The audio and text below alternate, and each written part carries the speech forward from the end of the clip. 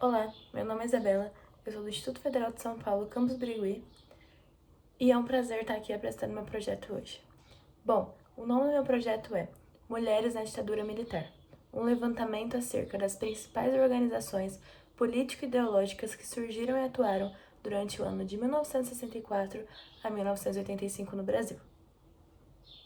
Bom, esse é um trabalho fundamentado em pesquisa bibliográfica, que tem como objetivo, mais especificamente, fazer um levantamento acerca das principais organizações de mulheres que surgiram entre os anos de 1964 a 1985 no Brasil, e destacar o modo que eles se posicionaram política e ideologicamente diante do regime político instaurado, ou seja, a ditadura militar.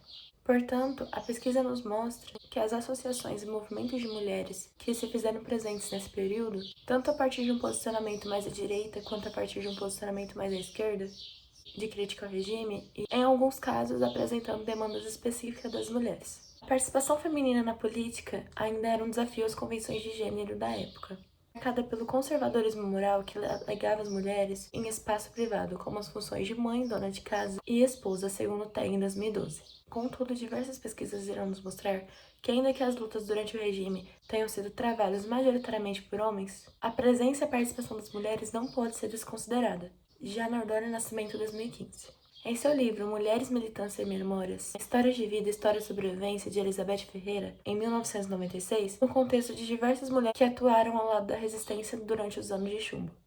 A autora nos traz relatos de mulheres que vivenciaram o cárcere, a tortura e a repressão. Isso porque, como sustentam as pesquisas sobre o movimento de mulheres na ditadura, havia mulheres que questionavam a ordem estabelecida, participando de grupos, movimentos e organizações, armados ou não, de resistência, segundo Torres em 2010. Entre os movimentos de mulheres com contornos feministas que surgiram na época, podemos destacar a Sociedade Brasil Mulher, o SOS Mulher, a Associação Nós Mulheres, o Centro da Mulher Brasileira, a Associação das Mulheres de A.I. Carvalho, o Coletivo Feminino de Sexualidade e o Saúde da Mulher, a União Brasileira de Mulheres e o Grupo de Mulheres Lésbico-Feministas, de acordo com o CNV 2019.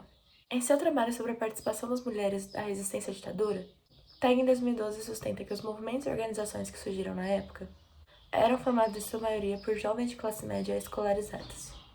Estudiosa da formação do movimento feminista do Brasil, Cíntia Sartre nos lembra que, abre aspas, a presença das mulheres na luta armada implicava não apenas em surgir contra a ordem política vigente, mas representou uma profunda transgressão com o que era designado à época para a mulher. Sem uma proposta feminista deliberada, as militantes negavam o lugar tradicionalmente atribuído à mulher, ao assumir um comportamento sexual que punha em questão a virgindade e a instituição do casamento. Assim como havia mulheres lutando contra a opressão durante o período militar, também havia mulheres que apoiavam este período. Em sua pesquisa sobre a ação democrática feminina, Chaves, 2015, destaca a participação ativa de mulheres provenientes das classes média-alta, nos primeiros anos da implantação da ditadura. Contrárias às políticas do presidente Jango e pautadas em um ideário de direita, essas mulheres seriam conhecidas posteriormente como marchadeiras. Elas tiveram um importante papel na campanha da Mulher pela Democracia, chamada de CANDE, que foi organizado e patrocinado pelo Instituto de Pesquisas Sociais, IPES, e pelo Instituto Brasileiro de Ação Democrática, IBAD, segundo Souza em 2018.